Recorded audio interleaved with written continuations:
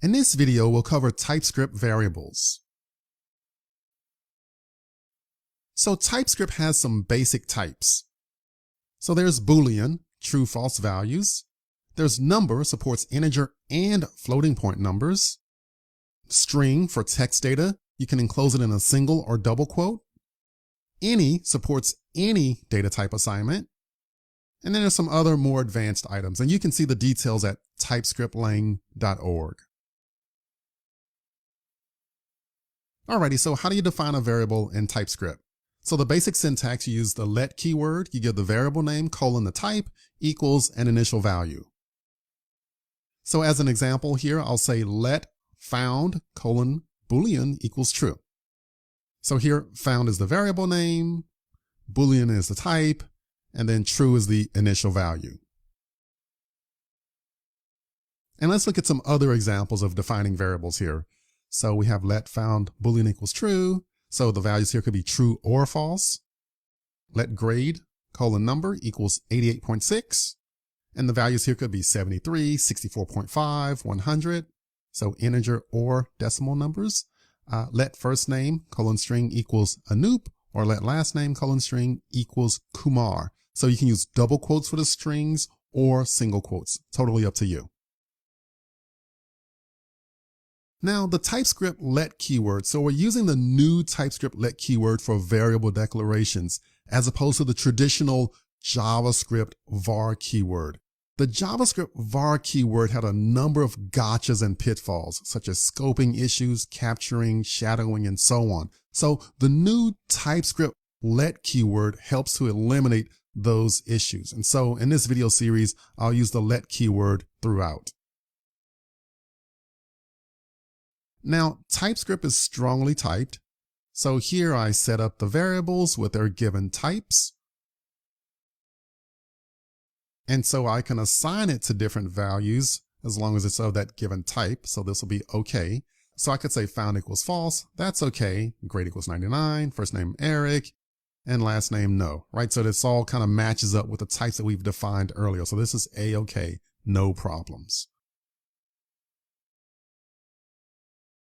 But now we could encounter some problems if we try and assign something with a different type. All right. So here, if I say found equals 0, grade equals A, then it's a type mismatch because it doesn't match the given type that we initially defined this variable for. And first name equals false, last name equals 2099. This will also generate compilation errors because of type mismatch. And this is actually really good. It's great that the compiler is finding these errors at compilation time as opposed to waiting until runtime. So this is a feature about TypeScript that I really, really like. Now TypeScript also has the any keyword. So I could say my data, colon any equals 50.0. So that means we can assign different values of any type. Okay. So I could have my data equals false, my data equals Eric, my data is 19. And this will all pass the compiler. Okay. So this is okay. But I like to say, be careful because you lose type safety and you start to lose a lot of the features of TypeScript. So you may wonder, well, when would I use any? Well, you can use any for like generics. So if you're setting up a list or an array that can have different types of data, then you can set it up using any. Alrighty, so as far as displaying output, you can simply use the console.log. So here are some examples. So here I have a console.log on found, so it'll print out whatever that Boolean value is. It'll say console.log, the grade is grade, so string concatenation here. And also you can get real fancy with the string concatenation, hi first name plus last name. So this will give us the output here, true, the grade is 88.6, and then hi Anoop Kumar. Alrighty, so then as far as running the app, so we have this file here, sampletypes.ts. I compile the code using TSC, give the name of the TypeScript file. So remember, this generates a .js file.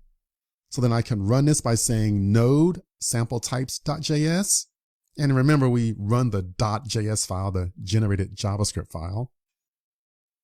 And this will give us the output true, the grade is 88.6, and hi Anoop Kumar. Alrighty, you can also make use of template strings. So let's look at the previous example that we had a little bit earlier.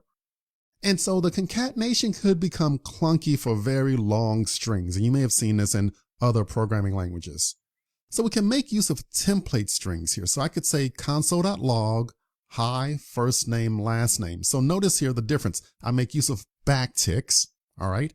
And then I say hi, and then to reference a variable, I make use of $ curly brace, and I give whatever the value here. So this is very useful for long strings with a lot of concatenation. So instead of doing all the plus stuff, you simply create your template string and then you reference your variables accordingly. So it kind of cleans up your code a bit if you have a very long string with a lot of concatenation.